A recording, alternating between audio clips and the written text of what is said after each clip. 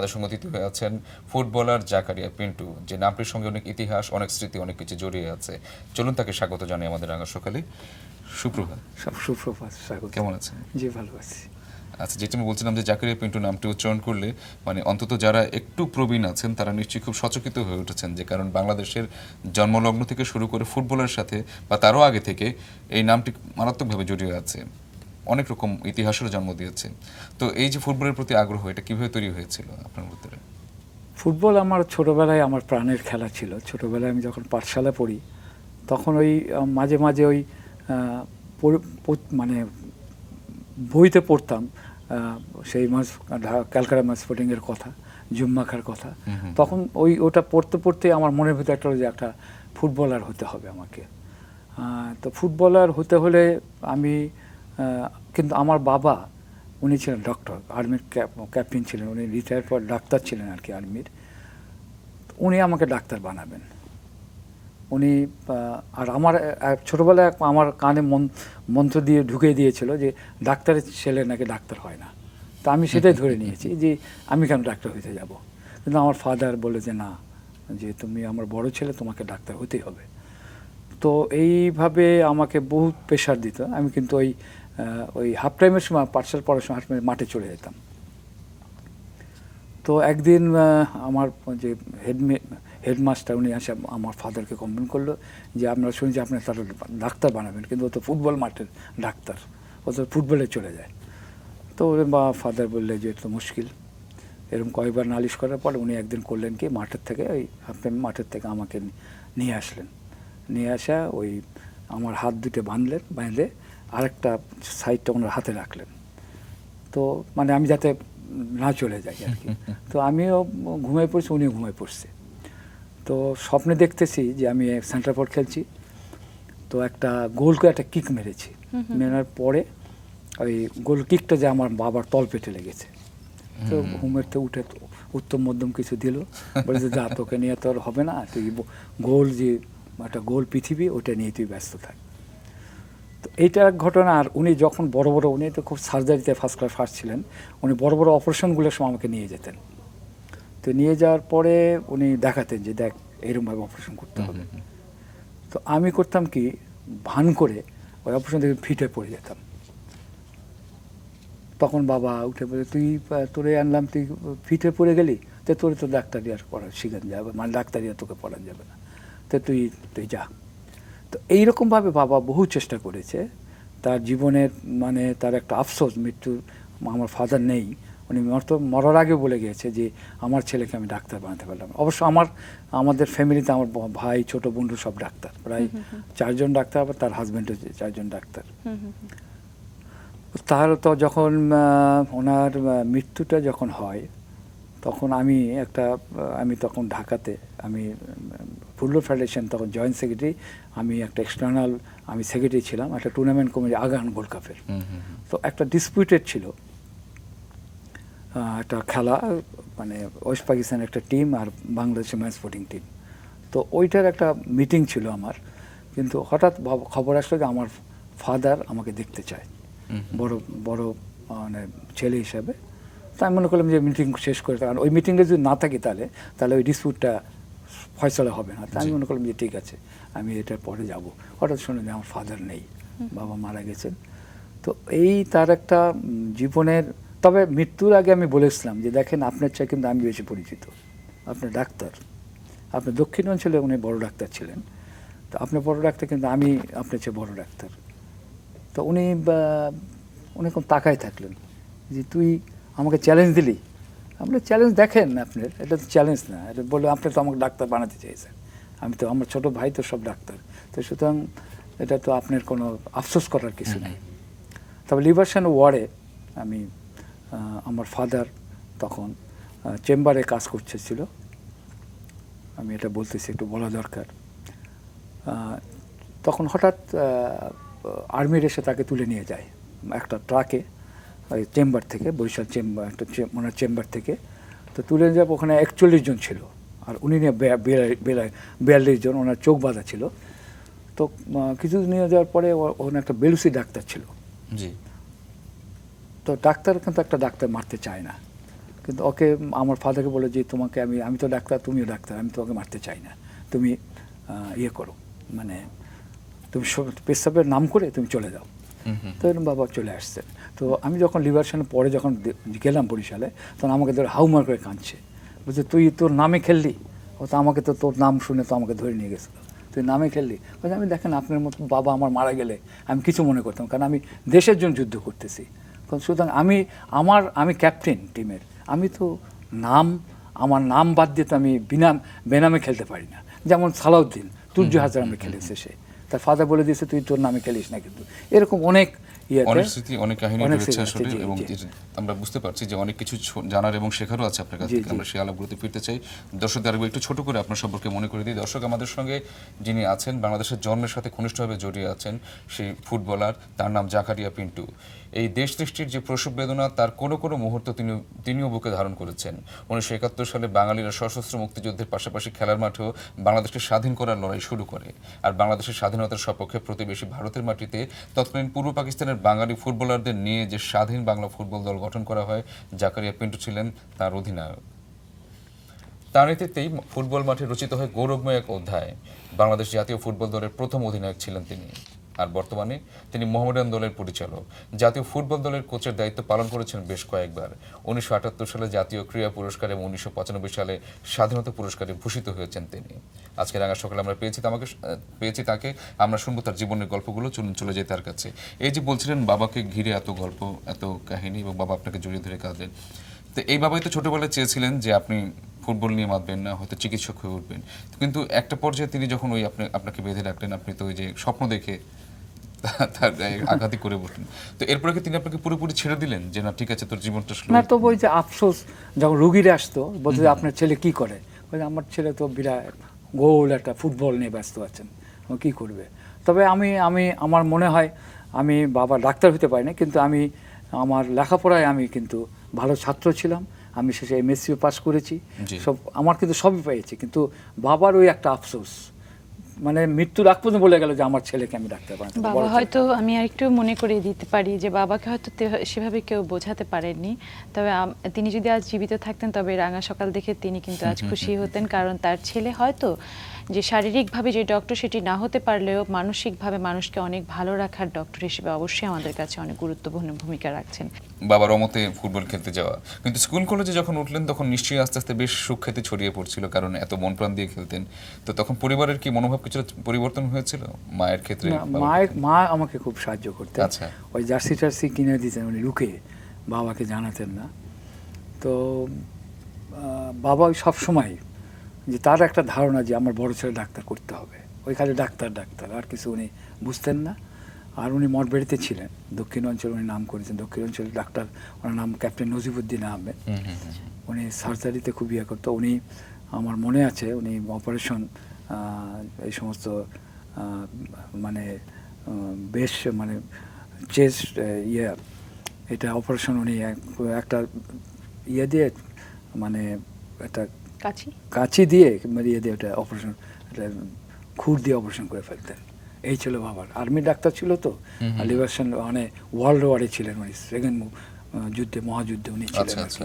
উনি জব্বলপুরে ছিলেন আর কি, তখন আমিও জব্বলপুরে ছিলাম। তো ওই একটি বাবার ইয়ে হচ্ছে। আর আমার একটি স্মৃতি মনে পড়ছে, আমি তখন মঠবাড়ি স্কুলে 5 কি 7-এ পড়ি আর কি, তখন বঙ্গবন্ধু গিয়েছিলেন একদম, যে উনি তখন ওনার অনারে তো আমরা একটা খেলা দিয়েছিলাম, যে উনি প্রধান থাকবেন, আমরা একটা এক্সিবিশন ম্যাচ খেলবো, স্কুল ভার্সেস অফিসার। তো অফিসার্স ক্লাবের আবার হচ্ছে আমার ফাদার হচ্ছে উনি ক্যাপ্টেন, আর আমি স্কুলের ক্যাপ্টেন। তো আমি তখন ওই ম্যাচে আমি 2টো গোল করেছিলাম। তখন বঙ্গবন্ধু আমাকে ডেকে বলছিল, আরে তুই তো বড় প্লেয়ার হবি, তুই তো অনেক বড় প্লেয়ার হবি, যা তোকে দোয়া করলাম। আমার ফাদারকে দেখাবে যে আমার হাতে হাত রাখেন, আমি শুনেছি দক্ষিণাঞ্চলে আপনার খুব নাম, কিন্তু একটা কথা দিতে হবে যে আপনার ছেলেকে ডাক্তার বানাবেন না, কিছুতেই ডাক্তার বানাতে পারবেন না। তখন ফাদার কি করবে, তখন এখন বঙ্গবন্ধু সেই সময় ঠিক আছে আমি ওকে ডাক্তার বানাবো। তো সেটা স্মৃতি আর একটি হচ্ছে, তখন 73-তে যখন মাদ্রাকা টুর্নামেন্টে আমরা যাচ্ছি, তখন একটা উনি তখন প্রাইম মিনিস্টার বঙ্গবন্ধু, তখন উনি একটা কার্টিসি ভিজিট আমরা দিয়েছেন গণভবনে। তো আমি আমি তখন ক্যাপ্টেন, মানে প্রথম টিম যাচ্ছে তো স্বাধীনতার পর প্রথম টিম মাধ্যমিক টুর্নামেন্টে যাচ্ছে। তো আমি যাই তাকে সালাম করলাম, সালাম করে ফটো করে, এই তোকে বলেছিলাম তুই একটা বড় প্লেয়ার হবি, তুই বড় প্লেয়ার তো হয়েছিস তুই, ঠিক আছে তুই তো বড়।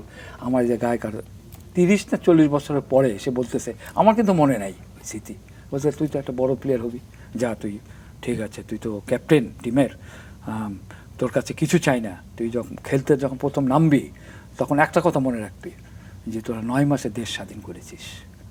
তা আমার মনে হয় যতগুলো টিম বাইরে গিয়েছে আমরা ওই ইয়াতে ট্যুরে আমরা সবচেয়ে ভালো রেজাল্ট করেছিলাম। এইটাকে আমাকে অনুপ্রেরণা দিয়েছে আরও বেশি, যে একটা বড় প্লেয়ার হওয়ার জন্য। তো এইরকম আমার সৌভাগ্য হয়েছে অনেক বড় বড় নেতাদের সঙ্গে, শেরে বাংলার সঙ্গেও আমার পরিচয় হয়েছে কাছাকাছি। স্যার আপনাকে একটা সময় মনে হয় সবাই কালো পাহাড় বলে ডাকতো, এটা বিশেষ কারণ ছিল? ওটা হ্যাঁ, ওটা আরেকটা ঘটনা আছে, সেটা আমি বলি। আমি যখন জগন্নাথ কলেজে পড়তাম, 57-এর কথা বলছি, তখন তো আমি কিন্তু ঢাকাতে আসছি, আমি ম্যাট্রিক পাস করছি মঠবাড়ি স্কুল থেকে। আমাকে ফাদার, যেহেতু উনি ডাক্তার তখন বরিশালে, মানে বরিশাল কলেজে ভর্তি করাবে। আমি বলছি না, আমি জগন্নাথ কলেজে ভর্তি হবো, কারণ আমি তখন জানি যে জগন্নাথ কলেজে খুব ভালো টিম, ফুটবল টিম। সেটা হলো তারপরে ওখানে খেলার পরে আমাকে মানে ইস্টার্ন ক্লাব 1958-এ আমাকে ট্রায়ালের জন্য ডাকলেন। তো ট্রায়ালে ডাকার পরে তো আমি ট্রায়ালে গেলাম, আর তখন আমার নাম ছড়িয়ে গেছে, কিন্তু আমার উদ্দেশ্য হলো ব্ল্যাক অ্যান্ড হোয়াইট জার্সি, মোহামেডানে খেলবো। কিন্তু আমার তো মোহামেডান খেলতে হলে তো আগে আমাকে পরিচিত হতে হবে। তো আমাকে নিয়ে গেল মেন্ডের মাঠে, তখন আমাকে বললো যে ভাই আপনি কি বুট পাইতে খেলা জানেন নাকি? আমি বলছি ভাই বুট তো আমি গ্রামের প্লেয়ার ছিলাম, বুট তো জানি না। তো আমাকে একদম অ্যাঙ্কলেট দেন, বলছে 21 জন বুটের মধ্যে আপনি খালি পায়ে খেলবেন? বলে আমি পারবো, আপনি দেন। তো ঠিক আছে, ওরা অ্যাঙ্কলেট এনে দিল। অ্যাঙ্কলেট তো ওই যে অ্যাঙ্কলেট পরে আপনি জানেন। তো অ্যাঙ্কলেট পরে আনা দেওয়ার পরে ট্রায়াল হচ্ছে, ট্রায়াল হতে হতে হঠাৎ মানে একজনের সঙ্গে আমার চার্জে বুটের তলা খুলে গেল, এবং মানে খেলার পরে আমাকে কিন্তু সেকেন্ড ডিভিশন নিয়ে গেছিলেন ওনারা ট্রায়ালের জন্যে। খেলার পরে আমাকে আমার পা দেখার জন্যে হাজার হাজার লোক, যে ভাই বুটের তলা চার্জ দিয়ে খুলে গেল কী করে, এই যে একটা তখন আমাকে বলে যে ভাই আপনি সেকেন্ড ডিভিশন প্লেয়ার না, আপনাকে আমি ভাই ফার্স্ট ডিভিশনে খেলাবো। আপনি ভাই যে বুটের তলা খুলে ফেলাইছেন, তার মানে আপনি বিরাট প্লেয়ার ভাই, আপনি ঠিক আছে সে ফার্স্ট ডিভিশন। এই তখন আমার স্ট্যান্ডে 58-এ আমি স্ট্যান্ডে খেললাম, তখন আমার ফার্স্ট ডিভিশনে ঢাকাতে। তখন আমাকে মোহামেডানকে আমরা হারাইলাম 2-1-এ। তখন আমার নামটা রাখলো কালা পাহাড়, স্ট্যান্ড থেকে রাখলো, যে আমি তখন কালো ছিলাম তো বেশি, আর এখনও কালো, তো কালো বলে যে কালো পাহাড়, আমার নাম কিন্তু তখন কালো পাহাড়ে নাম হয়ে গেল। এই তখন থেকে আমার নামটা কালো পাহাড় হয়েছে। আচ্ছা, চমৎকার। নামটি অনেক ভয়াবহ লাগছে না? বাচ্চারা বিশেষ করে নামটি শুনলে কিন্তু অনেক ভয় পায়। এটা তো আসলে এটা প্রশংসাসূচক আর কি, যে যখন খুব শক্তিমান প্রতিপক্ষ হিসেবে চিহ্নিত করা হয় তখন এই ধরনের নামকরণ করা হয়। সেটাই। তবে এরকম নামে যে খেলোয়াড় যে দেশের জন্য থাকবে সেই দেশের মানুষ কিন্তু তত বেশি নিশ্চিন্তে থাকে, তাই না? স্যার আমরা একটু চলে আসতে চাই আমাদের সবচেয়ে বড় ইতিহাস, সবচেয়ে গর্বের জায়গা, সেই মুক্তিযুদ্ধ। এবার মুক্তিযুদ্ধ নিয়ে একটু শুনবো, যে আমরা প্রথমেই প্রোফাইলে মৃদুল বলে দিল যে আমাদের সেই স্বাধীন বাংলা ফুটবল দলের একজন স্বপ্নদ্রষ্টা আপনি। আমাদের মুক্তিযুদ্ধ আর আপনাদের সেই অবদান একাকার। আমি এটা বলবো, এটা আমার একটা গৌরবময় অধ্যায় আমার জীবনের। আমাকে এখন আমি যেটা বলি, এখন আমি পরপর মহেশপুরে 8বার ক্যাপ্টেন ছিলাম, আমাকে তো মহেশপুরের ক্যাপ্টেন বলে, বাংলাদেশ জাতীয় টিমের ক্যাপ্টেন বলে, আমাকে বলে সবসময় স্বাধীন বাংলা ফুটবল টিমের ক্যাপ্টেন। তো এটা আমার একটা বিরাট পাওয়া, আমার গৌরবের বিষয়। তো স্বাধীন বাংলা ফুটবল টিমটা আমি যখন আমি কিন্তু সম্মুখ যুদ্ধে যাওয়ার প্রস্তুতি হচ্ছি, আমি 7 সেক্টরে আমি বালুঘাটে ছিলাম, আমি তখন অস্ত্র ট্রেনিং, আমি কিন্তু টুইন্স মোটর চালাতে পারি, সেখানে আমি ট্রেনিং নিয়েছি। এখানে আমি একটা রিসিপশন ক্যাম্পের ক্যাপ্টেন ছিলাম, আর আমার বন্ধুবর আব্দুল জলিল, যে এই যে আওয়ামী লীগের সাবেক জেনারেল সেক্রেটারি, এ ছিল এটা কমান্ডার। তো আমরা খুব বন্ধু, ছোটোবেলার বন্ধু ছিলাম। তো এইখানে আমি তখন সম্মুখ যুদ্ধে একটা প্রস্তুত হয়ে গেছি, আমি যাবই। আমার তখন একটা চিঠি আসলো মুজিবনগর থেকে। মুজিবনগর তখন কিন্তু কলকাতা, তখন ওখানে অস্থায়ী প্রেসিডেন্ট এবং তাজউদ্দিন সাহেব অথবা নজরুল সাহেব আমাকে চিঠি দিলেন যে তুমি চলে আসো, তুমি ক্যাম্পে থাকো না, এখানে আসা তুমি জনমত এবং এখানে খেলে খেলে ফান্ডে, মুক্তিযোদ্ধা ফান্ডে তুমি ইয়ে করো, তুমি এখানে ফুটবল টিম হচ্ছে, তুমি চলে আসো। আচ্ছা। তখন কিন্তু আমি মানে যাব না, আমি তখন সম্মুখ যুদ্ধে যাব, কারণ আমার ট্রেনিং হয়ে গেছে। তো আমার জলপাইগুড়ি কিংবা ওই সময় আরও হায়ার ট্রেনিংয়ের জন্য যাব। তখন আমার ওয়াইফ ছিলেন আর কি, সে বলে যে না, তোমাকে ফুটবল টিমে যেতে হবে। আমি তো বলতে না, আমি ফুটবল টিমে যাব না, আমি যুদ্ধে যাব, সম্মুখ যুদ্ধে। বলতে দেখো, সম্মুখ যুদ্ধে যাবা, তুমি কিন্তু নিশ্চয়তা নাই, তুমি হয়তো সম্মুখ যুদ্ধে গেলে তোমাকে মেরে ফেললো কিংবা তুমি মরে গেলে কী হবে, আমি বিধবা হয়ে যাব। তো সুতরাং তুমি আমার কথাটা রাখো, এইখান থেকে ফুটবল টিম হচ্ছে, তুমি চলে যাও। আচ্ছা। তো তারপর আমি আমার মুক্তিযোদ্ধারাও কিন্তু চাচ্ছিল না যে আমি চলে যাই, তারা যাচ্ছিল না আমি থাকি। তো আমি চলে গেলাম, যে দেখি যে ওখানে যিনি স্বপ্নদ্রষ্টা, এটাকে যেটা যিনি চিন্তা প্রথম জেনে করছে আলী ইমাম, সে এখন নাই, মারা গেছে। সে দেখি তারা এবং প্রতাপ শঙ্কর হাজরা, তারপরে অমলেশ, তারা দেখি যে একটা টিম অলরেডি করার পথে আর কি। তো আমাকে পেয়ে তারা খুব খুশি হলো। খুশি হওয়ার তখন আমরা করলাম কি, আমাকে বলা হলো, আমি তখন তাজউদ্দিন এবং নজরুল সাহেবের সঙ্গে দেখা করলাম, বললাম যে ভাই তুমি তো এক কাজ করো, তুমি বাংলাদেশ না আকাশবাণী কলকাতার থেকে তুমি একটা অ্যানাউন্স করো, তোমরা অ্যানাউন্স করো যে তোমরা মানে প্রতাপ, আমরা সকলে অ্যানাউন্স করো যে যারা বর্ডারে আছে যে সমস্ত খেলোয়াড়রা, তারা যেন চলে আসে কলকাতায়। কলকাতা মুজিবনগর বল, যেহেতু স্বীকৃতি দেয় নাই। তো আমাদের প্রায় 40 জন খেলোয়াড় হলো, সেখানে 40 জন খেলা আমরা ট্রায়াল দিলাম। ট্রায়ালের মধ্যে আমরা 30 জন খেলা সিলেক্টেড হলাম। আর আমি যেহেতু সিনিয়র সকলে, সেই জন্য আমাকে ক্যাপ্টেন বানানো হলো। আর আমার সহকারী অধিনায়ক হলো প্রতাপ শঙ্কর হাজরা, আপনি জানেন যে একটা লিজেন্ডারি ফুটবলার। তো এই আমরা টিমটাকে করলাম। তখন কিন্তু সালাউদ্দিন আসে নাই। সালাউদ্দিনরা ভালো ভালো প্লেয়াররা তখন কিছু ছিল আগরতলায়, এখানে। তখন সালাউদ্দিনকে আমরা ইয়ে করে আনালাম, সকলে আনে আমরা একটা টিম করলো। টিম আমাদের 24শে জুলাই নদিয়ায় প্রথম খেলা, এটা একটা ইতিহাস আছে। এইখানে আমরা স্বীকৃতি ছাড়াই প্রথম পতাকা উত্তোলন করেছিলাম, যেটা ইন্টারন্যাশনাল ল আছে যে একটা দেশের স্বীকৃতির দেশের সঙ্গে অন্য দেশের মানে পতাকা উত্তোলন যাবে না। তো আমরা 23 তারিখে নদিয়াতে গেলাম।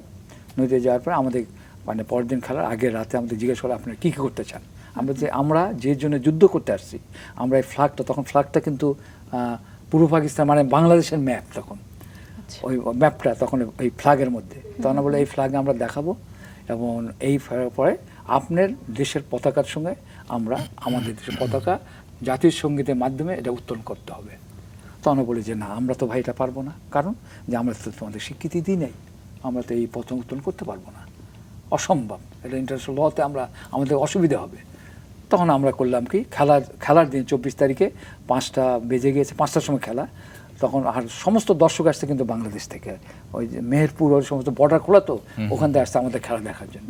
তো তারা 5:15 সব যখন ভাঙাভাঙি শুরু করতে, তখন আমরা কিন্তু বুট খুলে ফেলছি যে না, পতাকা উত্তোলন করতে হবে, জাতীয় সঙ্গীত বাজাতে হবে, তাছাড়া আমরা কিন্তু করবো না, আমরা খেলবো না। তখন আমার বুট খুলে পড়ে, তখন ডিসি সাহেব ডিকে ঘোষ উনি ছিলেন, উনি তখন দেখলেন যে অবস্থায় দিকে মানে স্টেডিয়াম ভাঙাভাঙি শুরু হয়ে গেছে। তখন বলে যে ঠিক আছে, আমরা মিটিং করে বলে যে 10 মিনিটের জন্য আমি আপনাদের পতাকা উত্তোলন করবো। আমরা যে আপনি 1 মিনিটের জন্য করেন। এই তারপরে আমরা বুট টুট পরে মাঠে গেলাম। তো আমার সৌভাগ্য যে যেহেতু আমি ক্যাপ্টেন, এই পতাকা উত্তোলনের আমি কিন্তু পতাকাটা উত্তোলন করেছিলাম, মানে প্রথম আমি পতাকা স্বীকৃতি ছাড়াই। এবং তাদের পতাকা, ওই পতাকা ইন্ডিয়ান পতাকা উঠেছেন ডিসি সাহেব। হ্যাঁ, তখন 2 পতাকা উঠার পরে তখন আমাদের খেলা 2-2 ড্র করলাম আমরা। খেলা মুখ্য উদ্দেশ্য, আমাদের পতাকা উত্তোলনের মুখ্য উদ্দেশ্য সেটাই। হ্যাঁ, তারপরে ডিসি সাহেবের কিন্তু ইয়ার পরে চাকরি চলে যায় যে তুমি কেন পতাকা উত্তোলন করলে। এটি তখন কোন মাস ছিল সেই 1971? 24শে জুলাই। 24 জুলাই। আচ্ছা, তাহলে আমরা দেখতে মার্চে যখন শুরু হয়ে গেল আমাদের স্বাধীনতা যুদ্ধ, তখনও তো বিজয় অনেক দূরে। তো এরকম একটা মাঝামাঝি সময়ে কোনো স্বীকৃতি ছাড়া এরকম পতাকা উত্তোলন খুব বিস্ময়কর একটি ঘটনা। না, পতাকা উত্তোলনের যেটা আমি বলছিলাম যে এটা ইন্টারন্যাশনাল ল আছে যে একটা স্বীকৃতি দেশের সঙ্গে অন্য যে স্বীকৃতি পায়নি সেই দেশে পতাকা উত্তোলন করতে পারে এবং 2 দেশের জাতীয় সঙ্গে বাজাতে পারে না, কিন্তু আমরা সেটা ওখানে প্রুভ করেছিলাম, বাধ্য করেছিলাম। এবং আমার মনে হয়, আমার এখন শরীরে কাঁটা দিয়ে আসছে, কারণ এগুলো স্মৃতি আবেগ হয়ে যায়। আমার মনে হয় সেই দিন আমরা খুব কেঁদেছিলাম, আমি বলেছি আমার দেশ তো স্বাধীন হয়ে গেছে, কারণ আমরা তো স্বীকৃতি পেয়ে গেছি। তো তারপরে আমার ডিসির চাকরি চলে গেছে, তারপরে আমরা পরে শুনি যে যখন স্বীকৃতি দেয় তারপরে আবার ডিসির চাকরি উনি ফিরে পেয়েছিলেন আর কি, আচ্ছা যখন স্বীকৃতি ইন্ডিয়া গভর্নমেন্ট দেয়। তবে এই আমি আরেকটু বলতে চাই যে এই যে 9 মাসে আমাদের দেশ স্বীকৃতি, মানে 10 মাস দেশ স্বাধীন হয়েছে, এটা কিন্তু আমাদের অবদান। কারণ ওই দিন যদি আমরা পতাকা উত্তোলন না করতাম তাহলে হয়তো ভিয়েতনামের মতো স্বীকৃতি, মানে ভিয়েতনামের মতো হয়তো 30-40 বছর পরে হয়তো আমরা স্বীকৃতি পেতাম। কিন্তু ওই দিন এর পরে, মানে ওটা উত্তোলন করার পরে হোল ওয়ার্ল্ড ইন্দিরা গান্ধীকে প্রেশার দিল যে তুমি তো স্বীকৃতি দিয়ে দিয়েছো, তুমি এখন স্বীকৃতি কেন দেবে না? তখন বাধ্যই কিন্তু ইন্দিরা গান্ধী তা আমাদের স্বীকৃতি দিয়েছে। এটাও কিন্তু আমাদের একটা অবদান, 9 মাসের দেশ স্বাধীনতার অবদান। ওই দিন পতাকা উত্তোলন না করলে কিন্তু আমরা এই স্বীকৃতি এত তাড়াতাড়ি পেতাম না। আচ্ছা স্যার, আরেকটি বিষয় ছিল, আপনারা মনে হয় মুক্তিযোদ্ধাদেরও একটা আর্থিকভাবে বিরাট একটা সহযোগিতা করেছিলেন আপনাদের সেই সময়কার। হ্যাঁ, সেই সময় আমি বলি আমরা প্রায় 16টা ম্যাচ খেলেছি হোল ইন্ডিয়াতে। এটাতে আমরা 9টায় উইন করেছি, 4টাতে আমরা হেরেছি আর 3টাতে আমরা ড্র করেছি। তো এইখানে আমরা এই 16টা জায়গায় খেলার মাধ্যমে, প্রীতি ম্যাচের মাধ্যমে আমরা ইন্ডিয়ান কারেন্সিতে 5 লক্ষ রুপি টাকা আমরা মুক্তিযোদ্ধা ফান্ডে জমা দিয়েছিলাম। তখন কিন্তু মুক্তিযোদ্ধা ফান্ড নীল, তখন কিন্তু আমাদের টাকা, আমরা শুনেছি যে ওই টাকা দিয়ে অস্ত্র কিনে মুক্তিযোদ্ধা নাকি যুদ্ধ করেছে, যুদ্ধেতে প্রথম নামে আর কি। আচ্ছা, তো এইটাও কিন্তু আমাদের একটা বিরাট, অবশ্যই এই মুক্তিযুদ্ধে যে আপনাদের এত বড় বিরাট একটা ভূমিকা এবং অবদান, আমরা মনে করি যে আপনাদের ছাড়া হয়তো সেভাবে অনেকে স্বপ্ন দেখারই একটা অনুপ্রেরণা পেত না। তো সেই জায়গা থেকে কি মনে হয় যে পরবর্তীতে যে যখন মুক্তিযুদ্ধ হলো এবং বর্তমানে আমরা দেশ স্বাধীন, আপনার কাছে কেমন লাগে বিষয়গুলো? আমার কাছে ভালো, যেহেতু আমি দেশের জন্য করছি, দেশে একটা স্বাধীনতা পেয়েছি। আমার মনে পড়ে সেই আমরা যখন ট্রায়ালে যেতাম, পাকিস্তান টিমের ট্রায়ালে, তখন তারা বলতো যে আমরা যখন ট্রায়াল দিতাম তখন বলতো যে লোক চাউল খাতে কে ফুটবল খেলেগা। তো সেটা তো আমরা চাউল খেয়ে তো প্রমাণ করেছি যে না, আমরা চাউল খেয়েও দেশ স্বাধীন করতে পারি। তো সুতরাং আমাদের প্রশ্ন হচ্ছে যে আমরা কি পেলাম এটা আমরা বলছি না, এটা আমার ক্ষোভ না, আমার অভিমান আমাদের যে আজকে রাষ্ট্রীয়ভাবে আমাদের কিন্তু স্বীকৃতি দেয় নাই। এটাই কিন্তু আমাদের একটা বড় আঘাত আর কি মনে করি আমরা দেশের প্রতি আমাদের ক্ষোভ নাই। আমরা কি পেয়েছি না পেয়েছি সেটা আমি বলবো না, তবে আমি জোট সরকার আমাদের 2টা জিনিস দিয়েছে। একটি হচ্ছে আমাদেরকে গেজেটেড, আমরা ফ্রিডম ফাইটার্স, কিন্তু এটা কিন্তু ওয়ার্ল্ডে কোনো গেজেট ফ্রিডম ফুটবল দল নেই, আমরা কিন্তু গেজেটেড, আমরা যে কয়জন খেলেছি তারা গেজেটেড। আর হচ্ছে আমাদের 3000 টাকা করে পার মান্থ একটা ভাতার ব্যবস্থা করেছিলেন, এবং এই 2টা জিনিস কিন্তু জোট সরকার আমাদের দিয়েছে। আর কোনো সরকারই কিন্তু আমাদেরকে রাষ্ট্রীয়ভাবে কোনো মর্যাদা দেয়নি। এটা কিন্তু আমি কোনো আমার ক্ষোভ বা আমি করবো না, আমার অভিমান যে কেন আমরা পাবো না, কেন পাবে না। তবে এইখানে একটু বলে রাখি, একটু বলতে আমার ইচ্ছা করতেছে যে এই যে নোবেল প্রাইজটা যেটা দেয়, নোবেল প্রাইজটা আমাদের কিন্তু স্পোর্টসে কোনো প্রাইজ দেয় না, তার সমস্ত ডিপার্টমেন্ট অফ স্পোর্টস, শান্তিতে দিচ্ছে, পদার্থবিদ্যা দিচ্ছে, সাহিত্যে দিচ্ছে, সব কিছু দিচ্ছে, কিন্তু স্পোর্টসে কোনো নাই। তো আমরা একটা করেছি আর কি, যে আমরা এই বিজয় মাসে আমরা স্বাধীন বাংলা, এটা একটা কর্তৃপক্ষের কাছে যারা যাচাই বাছাই করে নোবেল প্রাইজে, তাদের কাছে বলবো যে contribution to sports of a country, এই একটা যেন আমাদের স্পোর্টসের উপরে একটা করে। তাহলে আমার দৃঢ় বিশ্বাস আছে আমরা যে কাজটা করেছি লিবারেশন করে, আমরা কিন্তু স্বাধীন বাংলা টিম আমরা প্রথম পুরস্কারটা পাবো, নোবেল প্রাইজ। এটা আমি পাবোই, আমি এটা, কারণ আমাদের যে কন্ট্রিবিউশন, এই কন্ট্রিবিউশন পৃথিবীর কোনো জায়গায় নাই। এই যে গেজেট ফ্রিডম ফাইটার্স দল কিন্তু ওয়ার্ল্ডে কোথাও নাই। এবং এই যে মেসি বলেন আর যাই বলেন, আজকে ব্রাজিল বলেন, এই যে তারা ওয়ার্ল্ড কাপ নিচ্ছে, কিন্তু স্বাধীন বাংলা ফুটবল টিম, এই টিম গেজেট ফ্রিডম ফাইটার্স দল পৃথিবীর কিন্তু কোথাও নাই। জি, একটি দেশ যখন আসলে স্বাধীনই হয়নি তখন আপনারা যে যুদ্ধ করে গেছেন, এটা তো আসলে বিরাট বিষয়। এটা স্যার আপনাদের অবশ্যই আমরা মনে করি যে মূল্যায়ন হওয়া প্রয়োজন। স্যার একটু জানতে চাই যে বর্তমানে তো খেলার বাইরে রয়েছেন, কেমন কাটছে এই জীবনটা? খেলার বাইরে রয়েছি এটা বলা ভুল হবে, কারণ আমি মনস্পোর্টিং যেহেতু পরিচালক, আমাকে মনস্পোর্টিং দেখতে হয়, মনস্পোর্টিং যাই, খেলা দেখতে হয়। তবে রিসেন্টলি আমার মন থেকে একটা যে ফুটবল প্রতি একটা বিশ্বস্ততা এসে গেছে, যে ফুটবলে আমরা যে খেলেছি, যে আমাদের যে ক্রেজিনেসটা ছিল, এটা কিন্তু এখন নাই। এখন আমাদেরকে বলে যে পিন্টু ভাই আপনার তো খেলা দেখছি, আপনার সেই সময় খেলা, এখন তো খেলা সেগুলো দেখি না কেন, আমাদের প্রশ্ন করে আপনি কি করছেন। আমি সেই জন্য জানি, গত 2 দিন আগে আমি গিয়েছিলাম, মাঠের অবস্থা দেখে মাঠের অবস্থা দেখে আমি অ্যাডমিনিস্ট্রেটর বললাম যে মাঠ দেখাশোনা করে, যে তাকে বললাম, এই তার নাম, বলে যে ভাই আমি মাছটা লিজ নিতে চাই। কেন লিজ নেবেন? বলছে ভাই আমি ধান বানাতে চাই এখানে, ধান, কারণ আমি ধান এখানে বানালে কিন্তু আমি লিজ দিলে আমি যে পয়সা দর্শক যা হয়, যে পয়সা, যে দর্শকের যে খরচটা আমি দিয়ে দেবো, কিন্তু আমি এখানে ধান বোনাবো, এখানে ফুটবল হইতে পারে না। বিশ্বাস করেন, মানে এত জঘন্য মাঠ, সেই মাঠে ফুটবল হয় না। অথচ এই কোটি কোটি টাকা খরচা করছে, অত মাঠের চর্চা নেই। মাঠ চর্চা না থাকলে তো আমাদের ফুটবল হবে না। এমনিতে একটা মাঠে আমাদের খেলতে হয়, যে মাঠের কোটি কোটি টাকা খরচা করতেছি, কিন্তু অথচ একটা মাঠ আমরা চর্চা করতেছি না। এই মাঠের অভাব আমাদের করেছে, আর আমাদের সেই ফুটবল আর তৈরি হচ্ছে না। এটা কিন্তু একটা কারণ। ফুটবল তৈরি হতে তো আমার মাঠ দরকার, ওই একটা কিন্তু মাঠ আমাদের কোনো মাঠ নাই, সব বিল্ডিং হয়ে গেছে, অনেক স্কুল হয়ে গেছে, ল্যাবরেটরি হয়ে গেছে, কোনো মাঠ নেই। আগে তো আমাদের স্কুলের সঙ্গে একটা মাঠ থাকতো, মাঠের অ্যাপ্লিকেশন ছাড়া কিন্তু আমাদের স্বীকৃতি দিত না, শিক্ষা মন্ত্রণালয় কিন্তু স্বীকৃতি দিত না। এখন মাঠে সেখানে যায় দেখেন গরু চড়ছে, না হলে বিল্ডিং হচ্ছে, তাহলে এই তো হবে না। আমাকে ফুটবলার তৈরি করতে হবে এবং আমাকে মাঠ দিতে হবে। যত মাঠ তত খেলা, এই ব্রতটা নিয়ে আমাদেরকে যেতে হবে, তাহলে কিন্তু সে ফুটবল হবে, না হলে ফুটবল হইতে পারে না। অবশ্যই, আসলে আপনি যেরকম চমৎকারভাবে বলে দিয়েছেন, এরপরে কোনো কথাই বলার থাকে না। আমরা আশা করব যে যদি যথাযথ কর্তৃপক্ষের কাছে আপনার কথাগুলো যদি পৌঁছায় এবং যদি একটু ব্যবস্থা গৃহীত হয়, তাহলে খুব ভালো হবে। কিন্তু মাঠ আসলে আমরা যেগুলো হারিয়ে ফেলেছি সেগুলো আর ফিরে পাওয়া সম্ভব নয়। না কেন, আমরা মানে এই যে যারা, মানে কি বলবো, এই যারা মাঠগুলো দখল করে আছে, তাদের কেন আমি নিতে পারবো না? গভর্নমেন্ট করলে তো মাঠ আমরা নিতে পারি, ডেফিনেটলি মাঠ নিতে পারি, কেন আমরা পারবো না? মাঠ তো বহু মাঠ আছে। আমি তো সেদিনকার একটা মাঠ, লালবাগের একটা মাঠ আমি সামনে যা দখল করে দিছি, সেটা হবে আমাদের এক্সপিরিয়েন্স নিয়ে যাক, আমার মাঠ কোথাও মাঠ আমাদের নিয়ে যাক, আমরা মাঠ দখল করে দিব, কেন দিব না?